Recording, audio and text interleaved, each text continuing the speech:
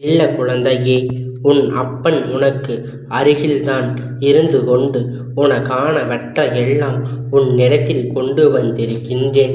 என் குழந்தையே, உன் அப்பன் இன்று உனக்கு ஒரு 6 பேரின் பெயரை சொல்கின்றேன். இந்த 6 பேரும் சேர்ந்து மொத்தமாகத்தான் உனக்கு செய்வினைகளை செய்ய துணிந்தார்கள்.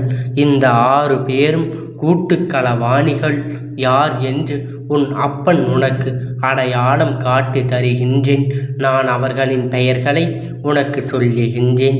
என் தங்கமே, காலம் தாழ்த்தாமல் இவர்களிடத்தில் நீ தப்பிக்க வேண்டும்.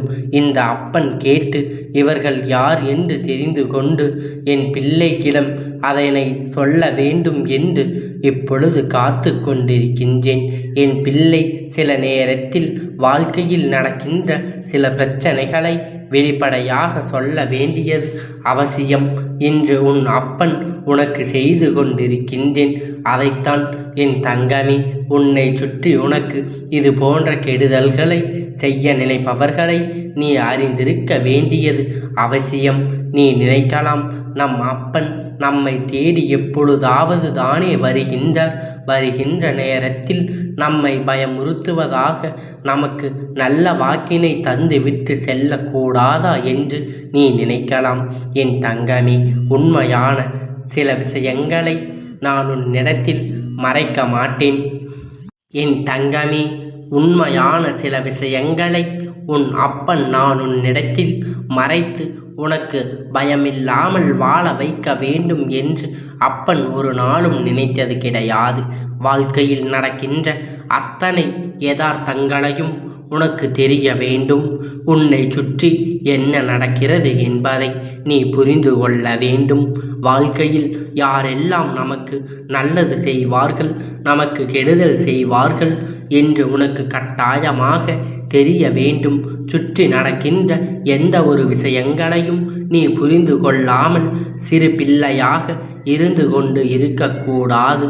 எல்லா பிள்ளைகளையும் தெரிந்து இந்த உலகத்தில் நிச்சயமாக உன்னால் அப்படியே இருந்து விடவும் முடியாது.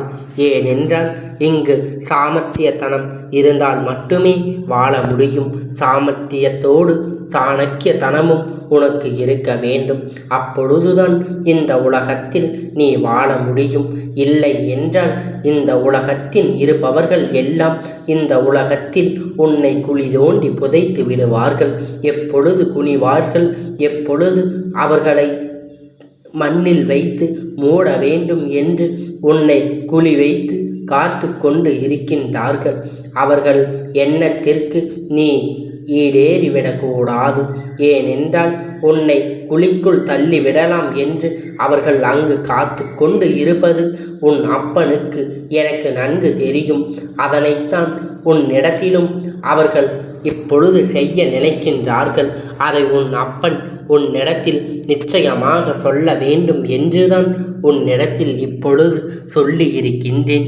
உனக்கு கட்டாயமாக தெரிய வேண்டிய சுற்றி நடக்கின்ற எந்த ஒரு விஷயத்தையும் புரிந்து கொள்ளாமல் நான் நல்ல பிள்ளை, நான் வெள்ளந்தியான பிள்ளை என்று சொல்லிக்கொண்டு தெரிந்தால் இந்த உலகத்தில் நிச்சயமாக உன்னால் எப்பொழுதும் வாழ்ந்துவிட முடியாது.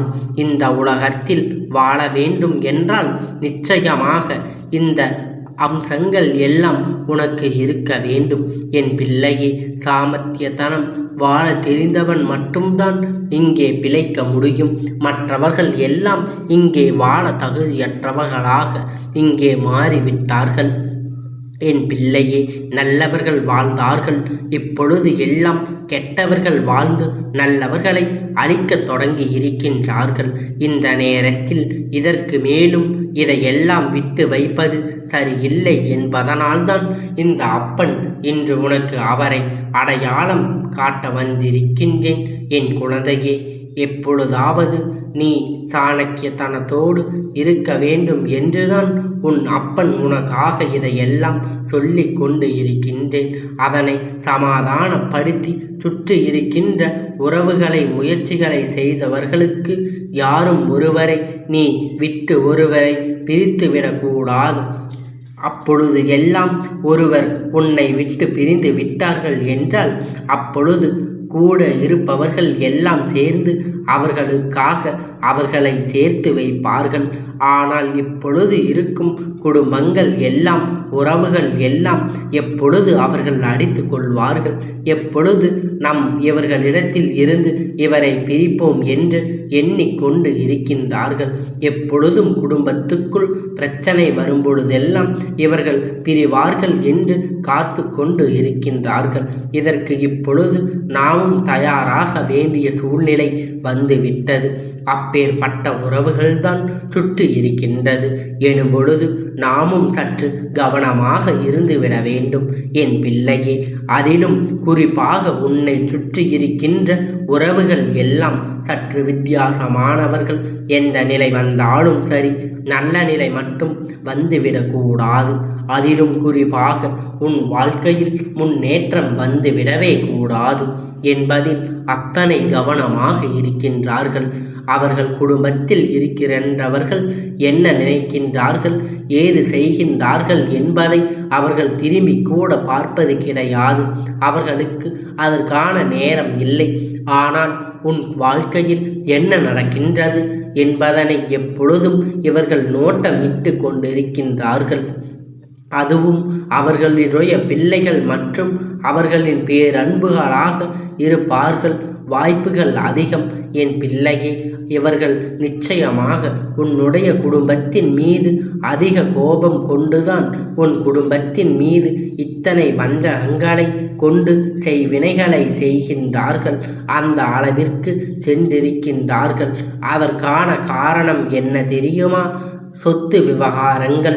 நிச்சயமாக உன் குடும்பத்தில் ஒரு பிள்ளை நன்றாக இருந்துவிட்டால் அவர்களின் குடும்பத்தில் இருக்கின்ற பிள்ளைகளோடு அதை ஒப்பிட்டு பார்க்கின்றார்கள். குடும்பத்தில் இருக்கின்ற பிள்ளைகள் நன்றாக இருக்கின்றார்களே, இவர்கள் நன்றாக இருக்கும் பொழுது நாம் ஏன் இப்படி இருந்து கொண்டிருக்கின்றோம்? நம் குடும்பத்தில் இருப்பவர்கள்தான் நன்றாக இருக்க வேண்டும். இவர்கள் எப்படி இப்படி இருந்து கொண்டிருக்கலாம்?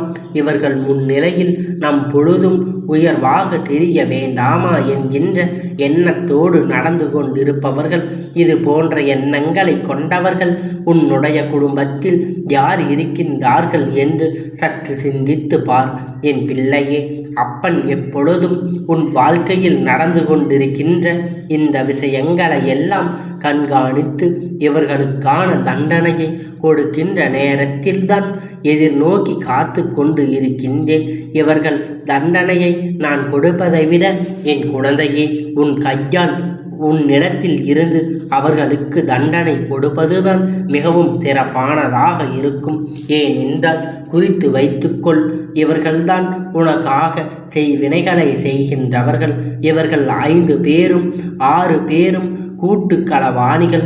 இவர்கள் 5 பேரிற்கு தலைவராக ஒருவர் இருந்து கொண்டு இத்தனையும் செய்து உன்னை ஆட்டி படைக்க வேண்டும் என்று இவர்கள் எண்ணிக்கொண்டு இருக்கின்றார்கள். இந்த 5 பேருக்கும் தலைமை ஏற்று நடக்கக்கூடிய ஒருவருடைய பெயர் முதல் எழுத்து பா. அதாவது இந்த எழுத்தை கொண்ட நபர் மற்றவர்களோடு சேராதது போல உன்னிடத்தில் உன் குடும்பத்தில் நல்லபடியாக பழகுவது போல நடித்து உன் குடும்பத்தில் இருப்பவர்களினுடைய மனதில் இருக்கின்ற அத்தனை எண்ணங்களையும் தெரிந்து கொண்டு சொல்லிக் கொண்டு இருக்கின்றார்கள். இங்கு நடப்பதை அங்கு சொல்கின்றார்கள், அங்கு நடப்பதை இங்கு சொல்வதாக இருக்கின்றார்கள். ஏனென்றால் அது அவர்களுக்கு குடும்பம் அல்லவா? இது போன்ற காரியங்களை செய்து கொண்டிருக்கின்றார்கள். அவர்களுடைய குடும்பத்தில் நடப்பதை ஒரு நாளும் அவர்கள் வெளியே சொல்வது கூட கிடையாது. அதை பற்றி வெளியே பேசுவது கூட கிடையாது. இந்த 6 பேரும் தான் உன் குடும்பத்தில் நடக்கின்ற பல பிரச்சனைகளுக்கு காரணமாக இருந்து கொண்டிருக்கின்றார்கள். செய்வினைகளை இவர்கள் செய்ய நினைத்து அது பலன் கொடுக்காமல் போனது. ஏனென்றால் உன் குல தெய்வத்தினுடைய துணை உனக்கு இருக்கின்றது. உன் அப்பன் உன்னை காத்து நிற்கின்றேன். எப்பொழுதுமே தெய்வம் எங்கே நியாயம் இருக்கின்றதோ அங்கேதான் துணை நிற்பார்கள்.